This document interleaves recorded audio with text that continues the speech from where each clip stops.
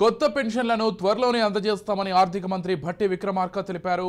అలాగే కొత్త రేషన్ కార్డులు ఇస్తామని ఇప్పటికే దానిపై మంత్రివర్గం ఉపసంఘం ఏర్పాటు చేశామని చెప్పారు.